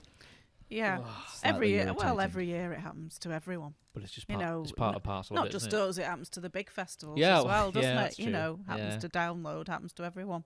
I suppose sometimes you have to have we're already full, but we've got a reserve list. Yes, I have. I have got a reserve list. It's needed, isn't it? It's like a logistical large reserve list. Very large, very large reserve list. I mean, when do you openly put out if you want to apply? You can apply to this email address or whatever. They usually email me. Yeah. But you already have, obviously, sometimes you go, well, we've already got a handful of bands that we want to approach next year. So it's there's many things that are going on at the same time, isn't it? It's like and looking for new bands. Well, you're always exactly. Who's your filter for finding new bands and stuff? There's all sorts. Usually the crew, some radio people will put people forward, or oh God, I've just seen this great band, or you need to check them out. I have a lot of different people feeding me. One of the best sets I saw was Savage Messiah. Oh yeah, I can't remember what year that was, but they're very good. I'd never seen them before. I was like, wow, nice. Because then a few months later, they went over to America and they did this massive headline tour, and I was like, I didn't even realize they were that big until I saw that. I was like, wow. Yeah, they do some good stuff. But they were supporting Absolva, so there you go. Man, it's crazy world as well. You can be in one country and be absolutely massive, and then in another country. Yeah, it just totally varies. Some bands were huge in this country, but this country. Even some of the bigger bands, they're like that. Even like Annihilator, they just can't quite crack America. Right. Europe. Like massive festivals, obviously the tour over here in Canada, obviously, but in America it just hasn't quite. I think it's a record label thing as well. Some of the relationships have broken down, but there's no reason why they couldn't crack America. It's interesting how it works, isn't it? It's completely random. You just can never guess it. Yeah, something just doesn't quite catch on. But then it could years down the line. You think, well, finally. For Absolva, it's really taken off in France at the moment. And we're just playing some really cool gigs, and there's like quite a few hundred people there, 300 or 400 people, and we're like, okay, cool. I think nice. Next is America. I think that's the next one too. I don't think there's any reason why, especially with the connections that you've made with with Blaze Bayley and everything. There's no reason why you couldn't. It's possible. It's definitely possible. It's just such a like I say, logistical such a nightmare. Big investment, and it's great doing it with Blaze because you've got a good pulling power. You got the Iron Maiden connection and Wolfsbane. So we'll do it. We'll definitely do it eventually. It's got to be. Even if you just have one crack at it, Yeah. it's got to be done. Well, I mean, they started without me, didn't they? Oh, yeah, we're cheeky little show over there without you. But, I mean, so Absolva is cracking on. They've got more tours and festivals in the summer, and then who knows after that, because... Throughout the well, I don't know how you managed to you must have to write everything down. We've got a spreadsheet. I was going to say a spreadsheet between the four of us going on. Yeah. It's just like, how do you? Yeah, it's all. There's a lot of color coding going on. There, I've got my next 12 months completely planned out. Yeah, it pretty much is. Has to be. It has to be. This year's done. Already started next year. It's just like I'm already in 2020. Yeah, it's the best way to be. I mean, it's a crazy lifestyle. Yeah. So are you already still like writing electric guitar stuff as well for just in general? Yeah. Well, I mean, I write songs no matter what kind of style pretty much every day, because when a riff comes, I'm like record it on my iPhone immediately. Yeah. But Absolva are actually working on Absolva album number 5. Right. So which we've already recorded the drums for, and all the songs have been written. And where are they recording it at? Well, we're doing it ourselves again. Okay. So when did it last go to Axis? The last album. Right, Defiance. Yeah. Which we love. Yeah. You know, we love Matt. We love the whole process there. It's fantastic. We just wanted to try something different because we've done every single album at Axis. It gets to a point where you've got to try something different. Yeah. Exactly. You know, it's a shame because it's such an easy and sweet process, and we know it like clockwork. Yeah. And but we just wanted to try something a bit different for your own well-being as well. Probably. Exactly. Just mix it up. Exactly. And we're doing it ourselves, so costs are down again. Well, yeah. Even before you start, you get your costs down. So we've recorded all the drums in Belgium, actually. So an excuse. That's the only thing where you can't really. It's difficult, especially going from Axis. You can't. It's like, not like there's no shortcuts for that. Not like you can set it up in your room or anything, or in your freaking garage. Guitars and vocals you can get away with. Yeah, but drums has got to be. Especially Martin's not going to put. He's not going to accept that, is he? No. He wants the full shebang. But so whereabouts in Belgium did you do it? We did it in our friend who actually coincidentally used to do the sound for SOS Festival and Whizfest. He's called Bart. Oh yeah. And he's got his own. He's got a wonderful place, and he's got his own extension, which is a huge, nice, big studio. So he's got a live room, control room, and a really nice rig set up there. Yep. So we've recorded it all there in it's really close to the Whizfest venue, the old Whizfest venue. It's around that area, Lottenhulle. Yeah, I think I said that right. Yeah. I'm trying my best Flemish Your accent. Mine, so we recorded all the drums there, and that was actually in between our touring shows. Of course. Yeah. You wouldn't have it any other way, would you?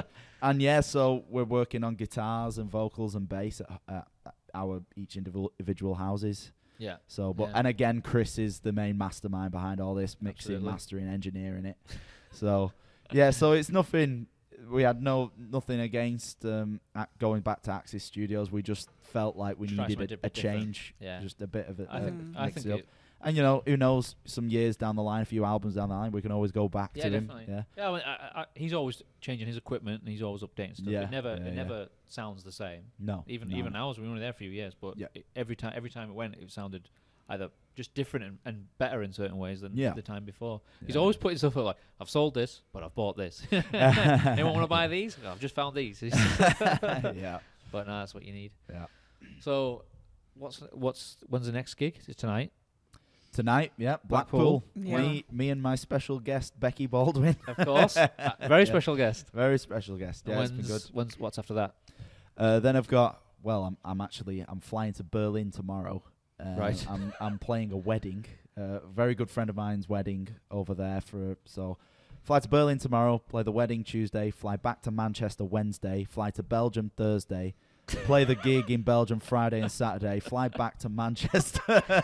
This is a typical Appleton story. This is just normal. Pretty much this. This is pretty much the year. Yeah. And then I've got believe it or not, a couple of days at home. No, surely not. I'm sure I'll be roped into something. Yeah. And then so 2 Belgium shows next week. Week after that is 2 shows in Germany. Week after that is 2 shows in Netherlands. And then the week after that is 2 Absolva shows and Breaking Bands Festival. With Absolva? With Absolva and acoustic. Right. Yeah. Well, just you doing your acoustic stuff as no, well. I'm going to have Chris with me. How unfortunate. I thought, yeah. It was actually the festival asked for it specifically because we did it a few years ago. Last time we did it, they had like a little outdoor tent. Right. Yeah, it was good. It was really good. Have you been down there? Yeah, it's good. They had a little outdoor tent and they had acoustic acts and they asked us to play that one. That'll be good. As just a random kind of thing. And then they loved it so much and they knew Absolva were playing this year and they were like, let's do that again. Let's just repeat the exact same thing. Yeah. So, are we good? So we better get off to Blackpool. Yeah. Before you go, so rattle some off other bands who are playing at this year's SOS. We have got Tequila Mockingbird playing. Yeah. They're really good. Also, a couple of the members have left.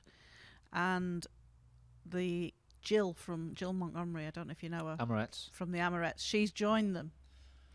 So they are a little supergroup going on. Yeah, a little supergroup going on. Didn't they join the Amorettes as well as a because of gigs that got left over? Yeah, so they're sort of doing all the Amorettes gigs, and she is joining Tequila Mockingbird to do all Tequila's gigs. Right. So that is going to be. I'm hoping to get her on soon as well. Oh, cool! So, that's going to be very interesting. Yeah. So I'm looking forward to that. We've got the Choir Boys on, of course. Yeah. We've got the King Lot on from Scotland. Yeah. They've not been on before. I'm looking forward to seeing they've them. Been on here, We've got who else have we got on? We've got Luke on, of course. Of course, yeah. We've got Luke on the acoustic stage. Is Absolva playing? Yeah. No. Absolva not playing. No. We got me playing acoustic one day, Chris on the next day. Right. Yes, so it's Luke Appleton plus special guests, and then Chris Appleton plus friends. I think that's what we've advertised. Very clever wording. That's what we've advertised it. We've got the Scam lads on from Leicester. Yeah. They're a real good bunch of lads. They played a good few years ago for us, but they've come back because the fans wanted them back. We listened to what the fans want. Yeah, you've got to, haven't you? You've got to. Yeah, they wanted them back, so they've come back, haven't they? Yeah. We've got Beth Blade and the Beautiful Disasters coming from South Wales. They've just done a really good cruise ship tour with Kiss. That'll be all right, looking forward to seeing them play. Yeah. Exciting. We've got some... who have we got from Manchester? We've got Colobus, haven't you? We've got Colobus on, yeah, we've got Colobus on. They're very, very tight band from Manchester. Yeah. We love them. We'll put links to SOS and everything in there. Yeah. So how can people find you if they want to find you? My main... I'm all over Instagram, Facebook, Twitter and everything, but my main thing I point people to is my website, lukeappleton.net. It's got everything's up to date on that. It's got all the links. Links to my web shop. Get it everywhere. All over. Yeah. SOS. What's the SOSfestival.net. There we go. Yeah. Cool. And we're on Facebook and Twitter and Instagram. As I say, we'll put links in the show notes. Before you go, have you got time to do one more song? Yeah. Yes. What song shall I do? Yeah, if you want one more song, I'll do something. Yeah, is that all right? I've got... I'm just thinking what to do. Which is the one that The World Is Inside Out? You want me to do that? Yeah. Inside Out, it's called. I like that one. Where's Rishi? Oh, yes. Poor old Rish. We'll use that. We'll use that spare mic for the guitar. Oh, yeah. Great. So, we'll have this up here. Right. Put you over a bit. Yep. Get that. There.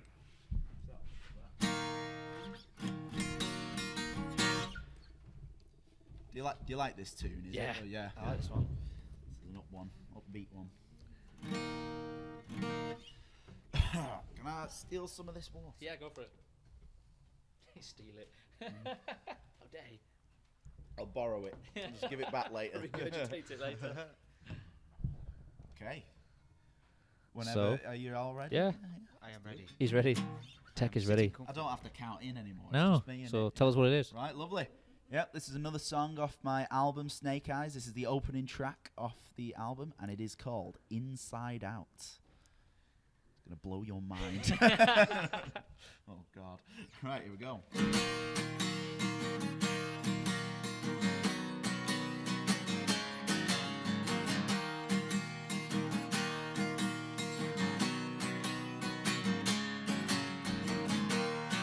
Whatever men shall be, savior of your fates, but instead they seem symbol of our hates. A world of poverty, ignorance and greed, a child born afraid, innocent and bleeds. Now we can be there for you, spreading all the love, shining down upon your face, angel from above. Whoa, the world is inside out. The world is inside out. Your homeless man, he feels threatened and alone. Is this life for real? Starving and so cold. Now we can be there for you, spreading all the love, shining down upon your face, angel from above. The world is inside out. The world is inside out.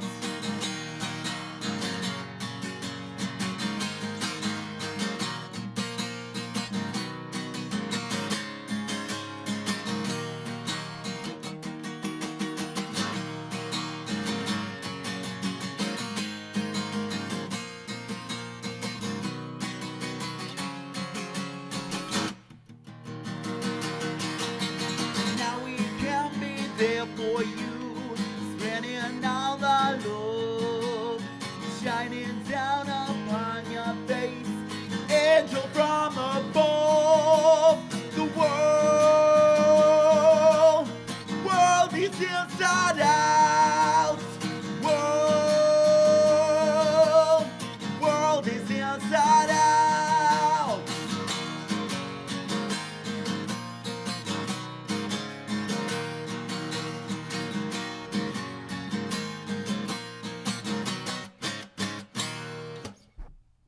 Sweet. Lovely. Thank you very much. No worries.